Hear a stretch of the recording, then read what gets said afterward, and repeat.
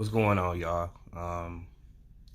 We about less than an hour from round two of the NFL draft, and I was up all last night watching a lot of tape on someone who uh, I don't know, maybe might be the most controversial pick in Packers history. Um, Jordan Love. And last night, which again, I appreciate all y'all, all the new subscribers. I appreciate all the views. I appreciate all the insight. I appreciate all the opinions. I love that. I love to talk with you guys. Um, I love for us to interact in that way where we, either we talking about the cons or the pros of a situation. And I loved you guys chiming in, and I appreciate all you guys, from every one of you guys who either subscribed or commented on my videos. So again, last night I stayed up all night watching a bunch of Utah State video of Jordan Love. And as I woke up today, and I thought about yesterday, I said to myself, why now, or why not now? My thing is, the league is a year-to-year league. You can go 13-3 last year. You can go 0-16 this year. I think next year is going to be 17 games. So my thing is, if you set up for the future now, you can start building for the present now. Okay, so if they felt like they had their quarterback of the future now, they could focus more on the team going forward until that situation presents itself. Again, we know Rodgers, sometimes injuries happen, ankles, shoulders, knees, anything can happen. You understand? Look at the Alex Smith situation. Went to Washington, had a career-ending injury.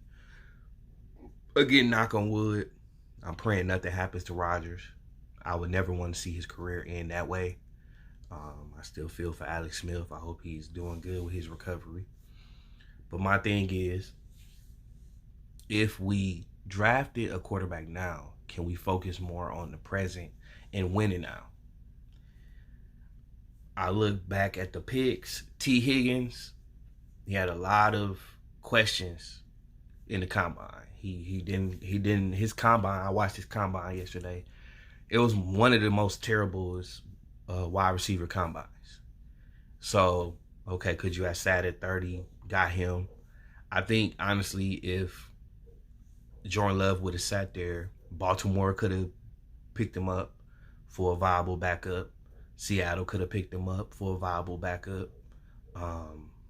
The Patriots traded out. I thought the Patriots would probably go after him, but they end up trading out. I thought Miami could grab him again just to have two viable backup, have a nice backup to Tua. So again, there are pros and there are cons to drafting a player this high. I feel that he has the athletic ability. He can scramble. He can throw on a run. He is a gunslinger. So you see kind of a mold with these players. I think there is no question that Aaron Rodgers is maybe the most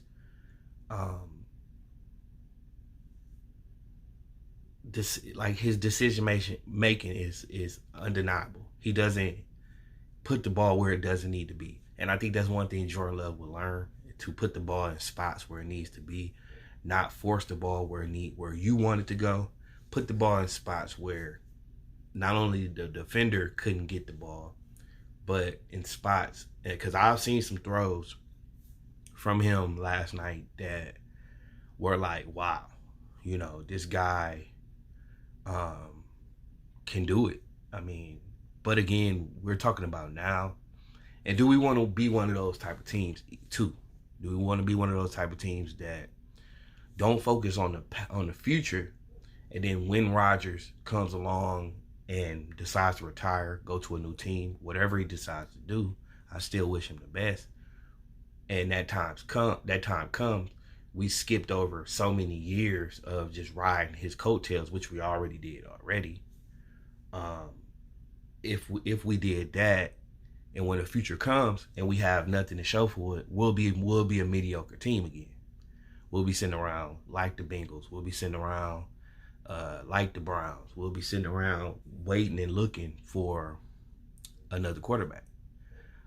Mind you, look at teams like the Lions. The Lions still believe in Matt Stafford. I thought the Lions would take a quarterback, but they still believe that they have a lot of ammo with Matt Stafford.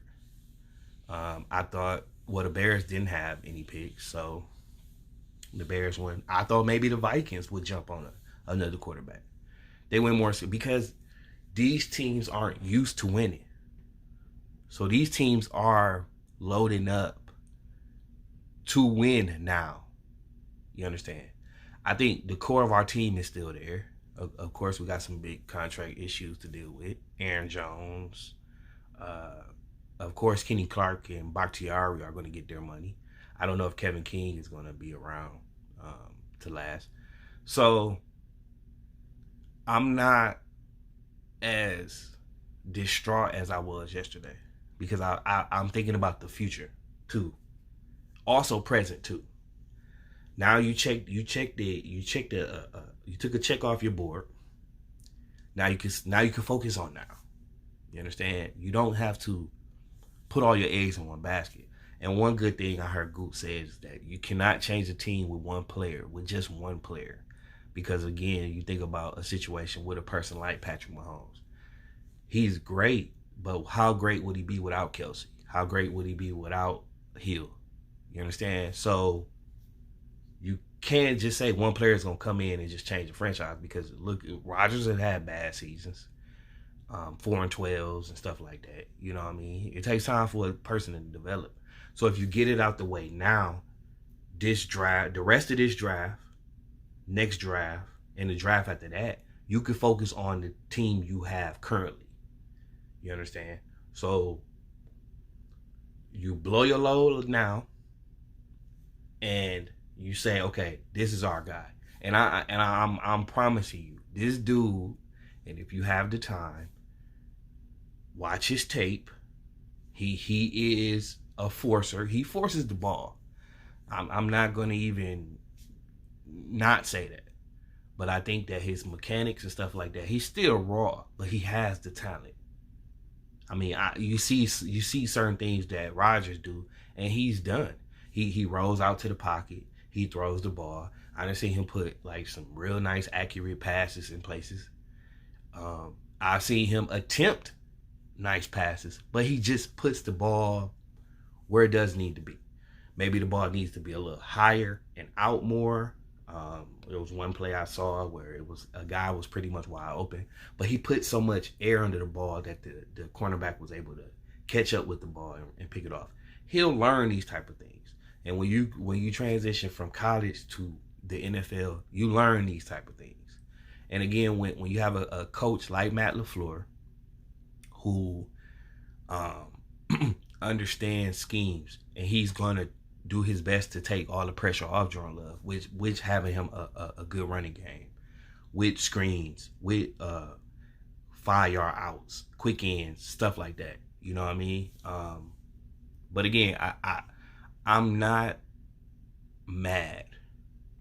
I'm not mad at them taking a chance on our future, because what we gonna do in the future? When I make a video 4-5 years down the line and Rodgers is either, because he don't have a viable backup, he don't have nobody to push him, he has people like Tim Boyle and Brent Hundley. Again, you can say things out of spite at a certain time, and then once you really think about the decision or what you said, and you really do your research, I haven't watched anything on Jordan Love before we picked Jordan Love. Now that I've caught myself up and I've seen people who think this is a great pick, who show me the tape, who's proven why Green Bay made a great pick. The guy might not have been rated higher than certain players. I think this guy is better than Tua. I think this guy has better skill set than Tua. He's in a better conference. He has a better coach. He has a better system around him, Tua. You understand? But Jordan Love is no scrub. I'm gonna tell you that right now. He's way better than Brent Hundley. I compare him to Brent Hundley. If you kind of go back and you look at Patrick Mahomes' college tape, it ain't too far off. You could switch the guys on each team, and you wouldn't. You wouldn't be able to tell the difference in a way, because again, I think Patrick is just a more decisive player. He knows where to put the ball. He knows how to make quick reads. And again, one thing about this player too, Jordan Love, he gets the ball out of his hand quick. He can get quick ends. I mean, he had prior to last year, 2018, he had 36 touchdowns, 6 interceptions, something like that. And he still was taking chances with the ball. So again, you want somebody like that is willing to trust their arm and able and feel that they can be able to make a play. You want someone like that. You don't want nobody back there questioning and holding the ball and all that type of stuff. Jordan Love kind of knows where he wants to go with the ball, and he puts the ball. He'll try to put that ball on that spot. But again, watching Aaron, he'll learn where to put the ball, how to put the ball, mechanics, the stop. He wasn't as robotic. He's a lot more free with the ball than Aaron was. So again, making this video kind of long, but again, guys, go back, watch the tape. Watch some of this guy's tape. Watch some of his tape, man. And you'll understand that this guy has the skill set. And I understand now why we did what we did, man. Why we did what we did. Because 4 or 5 years down the road, if Aaron recedes, or his contract is up and we choose not to re-sign him, what are we gonna do? But if we know we got somebody behind him that's gonna push him, that's gonna keep him at the top of his game, I don't see why not. I want somebody to push him. I don't want him being back there being like, oh, well, y'all only got me, so I can lollygag, I can play half-ass. No, I don't want that. I want somebody to push him. I want somebody to keep him on his toes. I want somebody to keep him on his heels. I want that. Period. I want that. So I'm gonna go ahead and make a second round pick. I don't know who we can actually take.